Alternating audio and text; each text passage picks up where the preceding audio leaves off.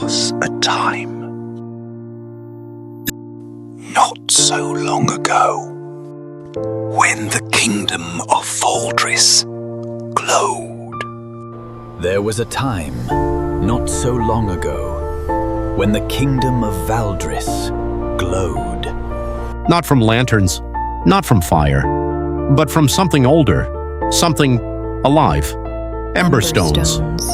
Small crystals, amber gold, warm to the touch. Formed from the compressed souls of the first gods who ever walked the earth. For 300 years, the sacred order known as the Wardens kept the balance.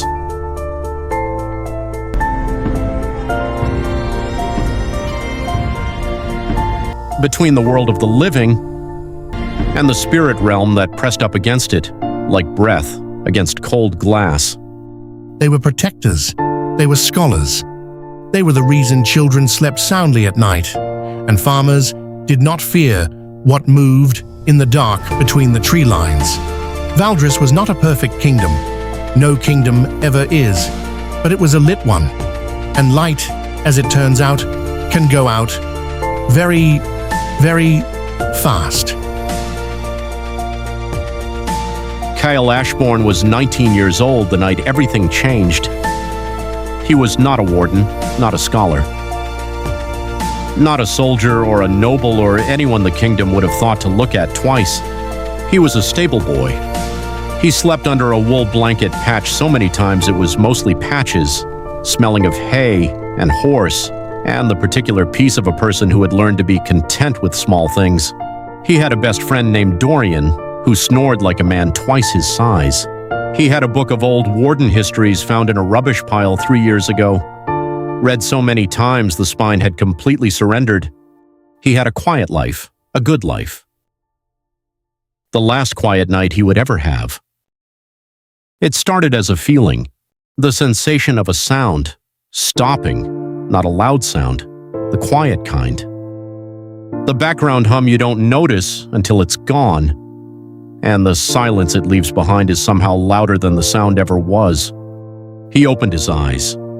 The Ember Stone on the post, the one that had glowed every night of the 3 years he'd slept in this stable, steady and warm as a second heartbeat, was dark, stone cold, cracked clean down the middle.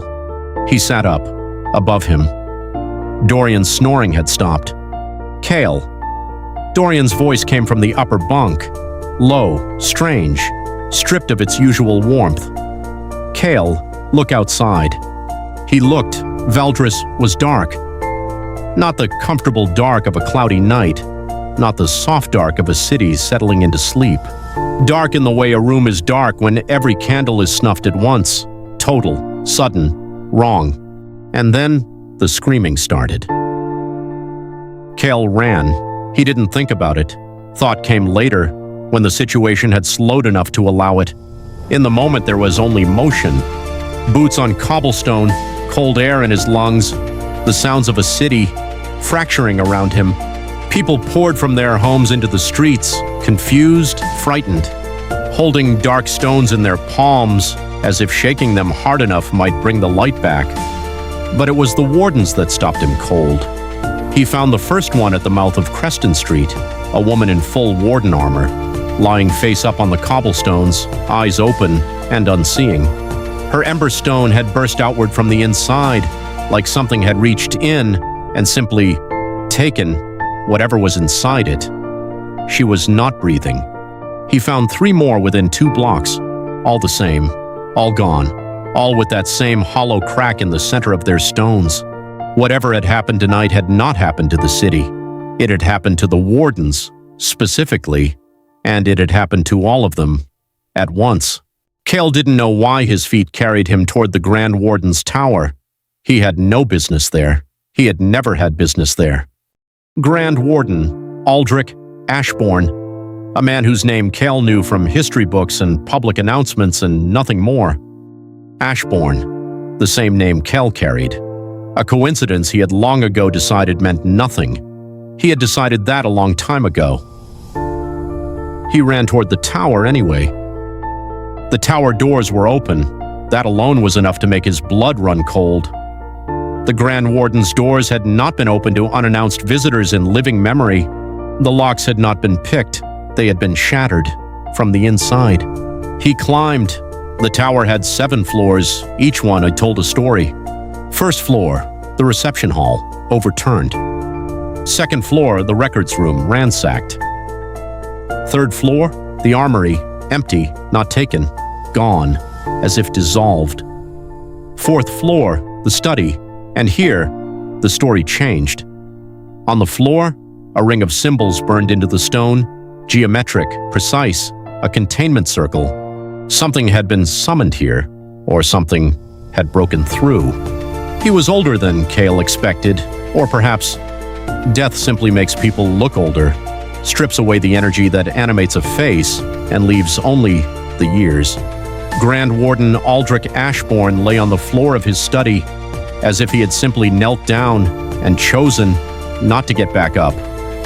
No visible wounds, no blood, simply still.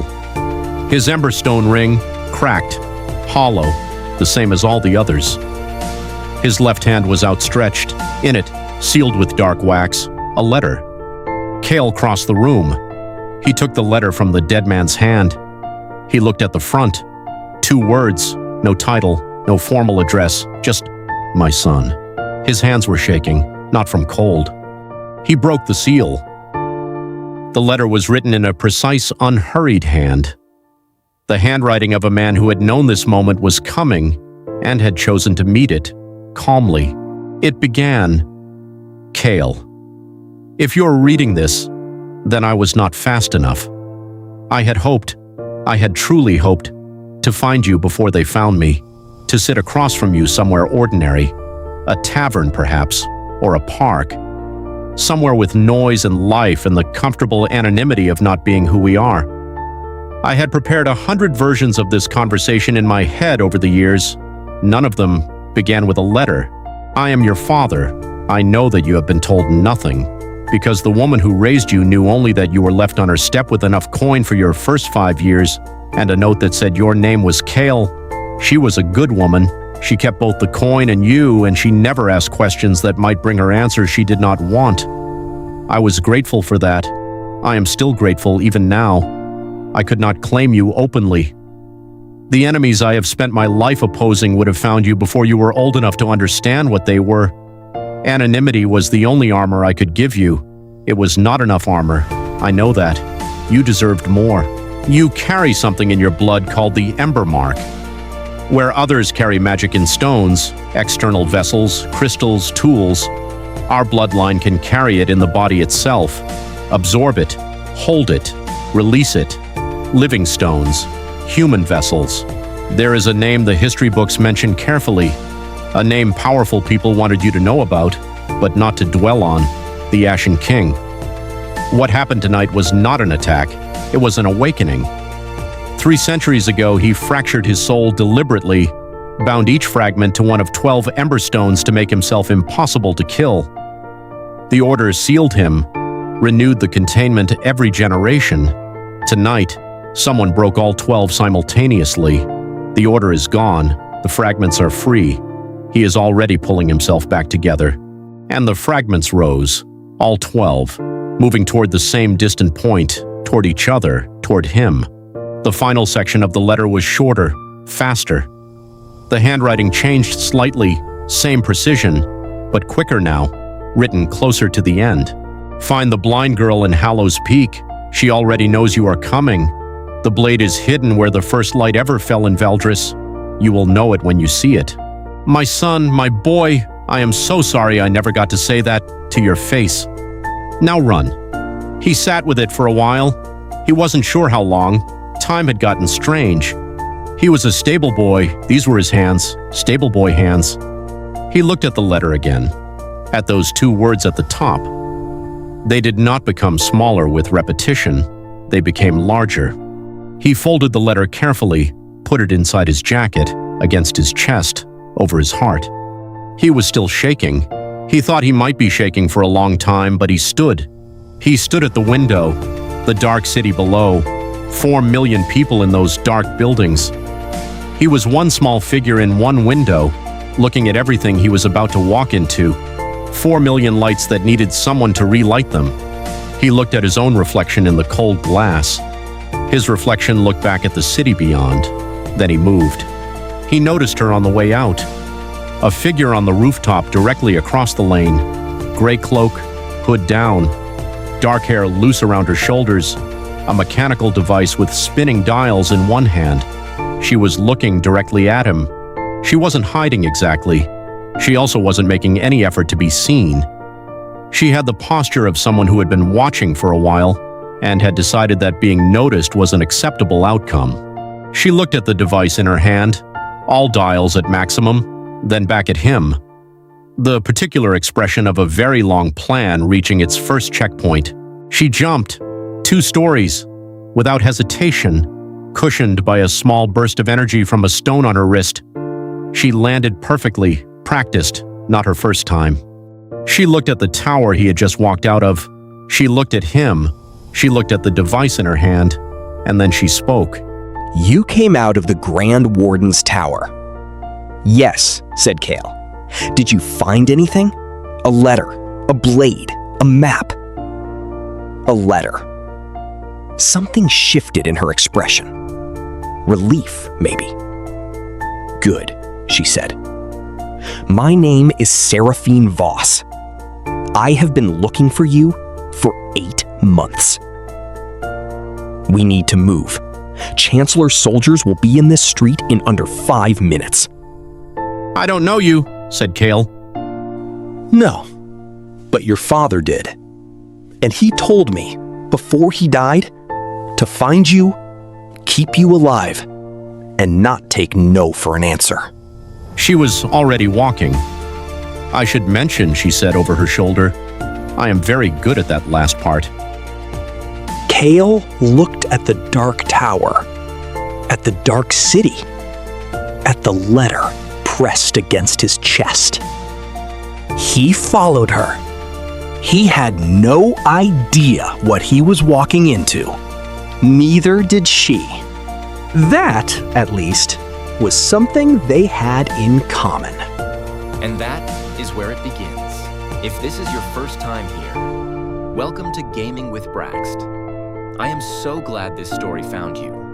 This channel is built for people who love deep storytelling, epic worlds, and the kind of narrative that stays with you long after the screen goes dark. Every single week, I am dropping a brand new episode of The Last Ember, completely free, right here on this channel. 15 episodes, 1 complete story. And we are just getting started. If you are not subscribed yet, hit that subscribe button right now and turn on your notifications. So the moment episode 2 drops, YouTube brings it straight to you. You do not want to miss what comes next. Trust me on that. Now, before we go, I want to take a moment to talk about what we just watched together. Episode 1. The night the world went quiet.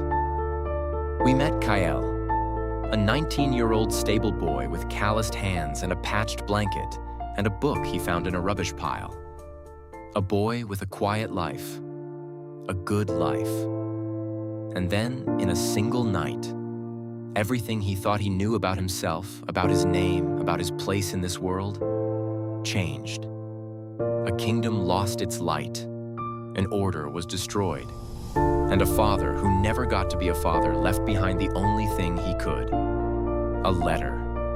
2 words on the front. My son. I want to know what that did to you. I want to know what moment hit you the hardest. Was it when the stones went dark? Was it when Kael read those 2 words? Was it the moment Seraphine dropped off that rooftop without hesitating for a second? Drop it in the comments below. Tell me your favorite moment from episode 1. Tell me what you think is coming next. Tell me if you trust Seraphine yet. I read every single comment. Every one. Your thoughts on this story genuinely matter to me. Now, episode 2.